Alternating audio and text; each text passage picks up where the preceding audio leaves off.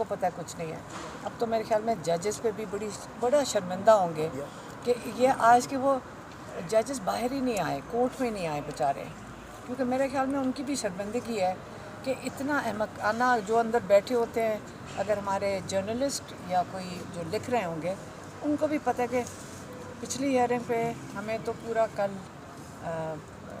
Law کا lesson ہم نے تو آج کا ہمیں بھی لاء کی ڈگری دے دیں جتنا آپ ہمیں کتابیں کھول کھول کے پڑھا رہے ہیں, لیکن یہ اسکرپٹ ہے, انہوں نے نہیں کنکلوڈ کرنا, اس کے لیے فرق حربے ڈھونڈے جا رہے ہیں.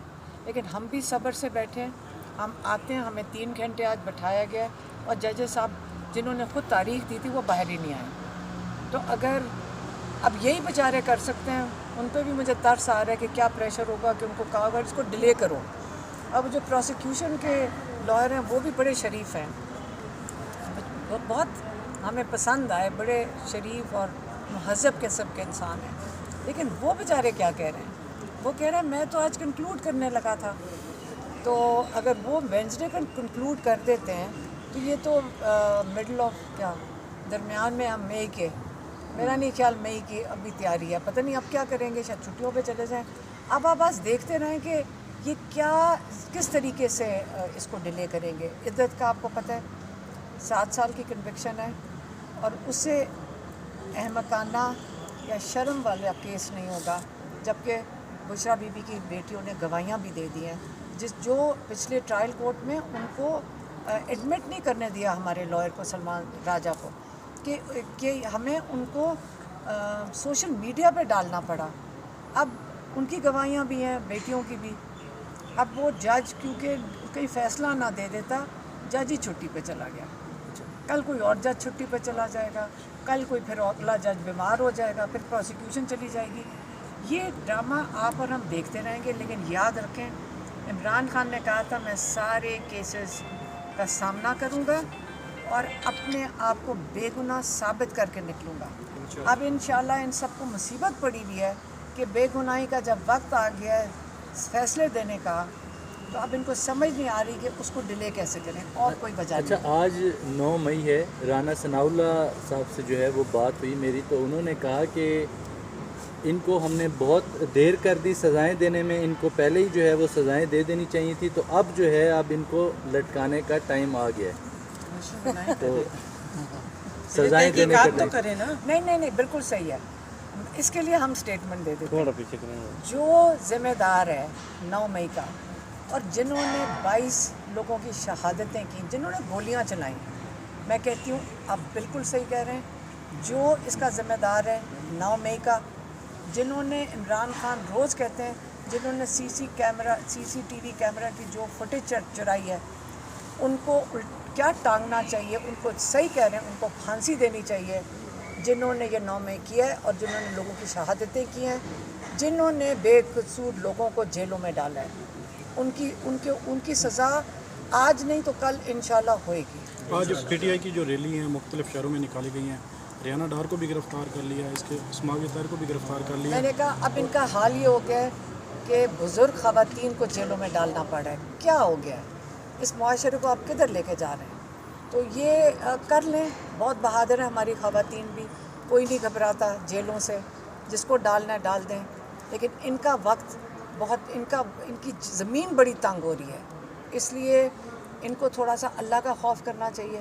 دیکھیں جو مرضی پلان بنا رہے ہیں, عمران خان ہر دفعہ کہتے ہیں اللہ کا پلان اپنا ہوگا. اچھا, آپ کی جماعت ہمیشہ یہی موقف اختیار کر رہی ہے کہ 8 فروری کو ہم نے بھرپور جو ہے وہ نشستیں جیتیں, جبکہ D G I S P R صاحب نے کہا ہے کہ یہ صرف 7% جو ہے وہ ان کی تعداد بنتی ہے, جو پوری پاکستان کی پاپولیشن ہے اس کا 7% جو ہے وہ انہوں نے ووٹ حاصل کیے ہیں, تو ان کی کوئی اتنی لیکن میں صرف بتانا چاہتی ہوں کہ آیا D G I S P R ایک پولیٹیکل پارٹی بن کر سامنے آ رہے ہیں, یا وہ ہمارے بارڈرز کے محافظ کی نمائندگی کرنے آ رہے ہیں؟ پہلے ان کو اپنا رول صحیح کرنا چاہیے. ان کو ہم نے ساری فوج ہماری جو ہے, اور ہماری فیملی میں بہت شہداء ہیں. میرے ہسبینڈ خود بھی وہ ایئر فورس میں تھے, ہمارے بہت زیادہ کزن جو ہیں سارے فوج میں تھے. ہمارا فیملی کا تعلق فوج سے کافی زیادہ ہے.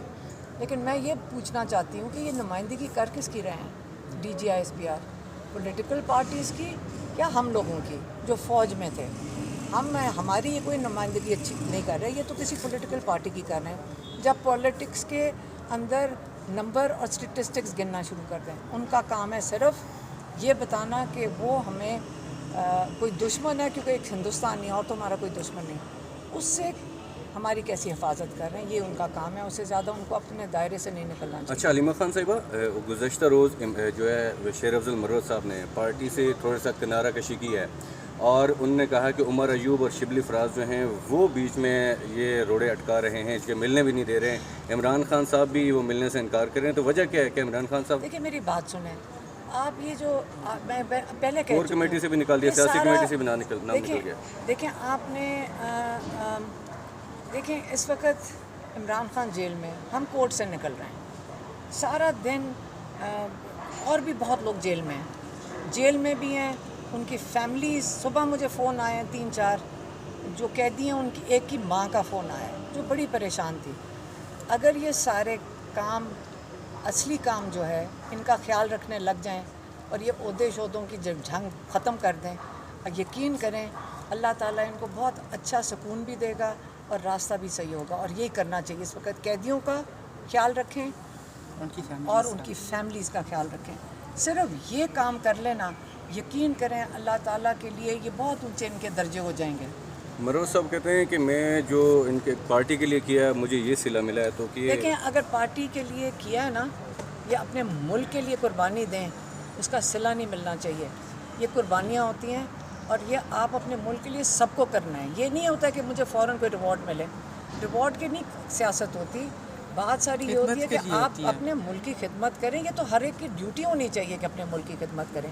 اور یہ جو میں یہی کہہ رہی ہوں کہ اگر یہ سارا کچھ اگر روک کے صرف یہ سوچ لیں کہ ہمارا ملک کتنی مشکل میں ہے اس وقت, اکنامک مشکلات ہیں, اور پولیٹیکل پارٹی کی رسپانسبلٹی ہے کہ اپنی جو یہاں پہ جو ہماری معاشت ہے اس کو جو مسائل آنے والے ہیں اس کی بات کریں. سارے ذرا اس پہ فوکس کریں. یہ عہدے شہدے سب چھوڑ دیں. جس دن یہ عہدوں کی باتیں ختم ہو جائیں گی, یقین کریں بہت چین آ جائے گا اور لوگ اپنے ملک کے اوپر فوکس کریں. یہی میں کہہ سکتی ہوں. بہت شکریہ. Thank you.